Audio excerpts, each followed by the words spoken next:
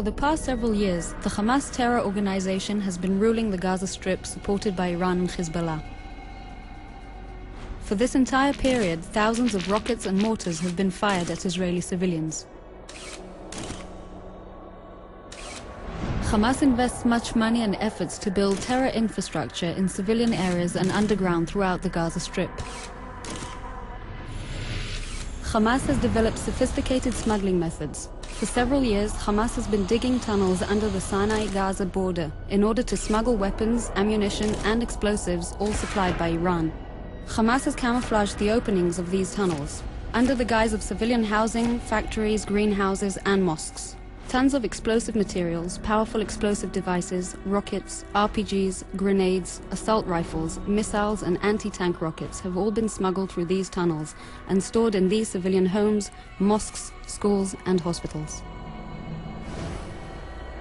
Hamas built its training camps and placed rocket launching sites, explosive devices and snipers nearby medical centers, schools and other public buildings to gain immunity while taking advantage of the local population as human shields. Hamas used the large open spaces in mosques in order to store weaponry in opposition to international law, and has in such a way turned these locations into battle zones.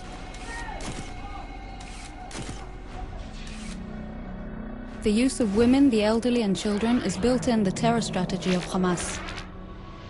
Schools have been booby-trapped. The lives of children and youth have been placed in danger.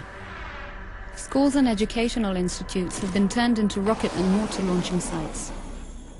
In many instances, Hamas deliberately prevented the local population from leaving the areas of battle with the intention of using them as human shields, so as to prevent the IDF from hitting terror infrastructure. When an explosive device is detonated and the house is destroyed, Hamas puts the blame and responsibility on Israel for hitting civilians and property. Tons of explosive materials and underground explosive devices were found hidden in the streets. The explosive barrels targeted armored vehicles such as tanks and personnel carriers. These types of explosives were placed close to buildings, including those with people inside, so that the demolished building would also serve as obstacles for the advancing forces. In this example, a building where terrorists were hiding has been hit.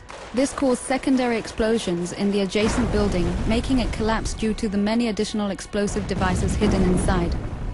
In an attempt to gain protection, Hamas positioned its rocket launching sites by public buildings such as medical centers, soccer fields, the Palestinian Association for the Rehabilitation of the Disabled, and gas stations. Hamas chose the place and the tactic of using uninvolved civilians as human shields.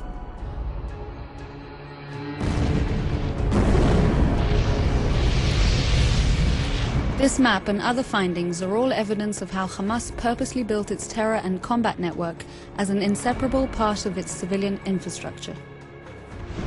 Hamas chose this battlefield. Hamas chose to place its rocket and mortar launchers within the uninvolved civilian population. Hamas chose to build its fortifications and place its explosive devices and snipers deliberately between buildings in which people were hiding.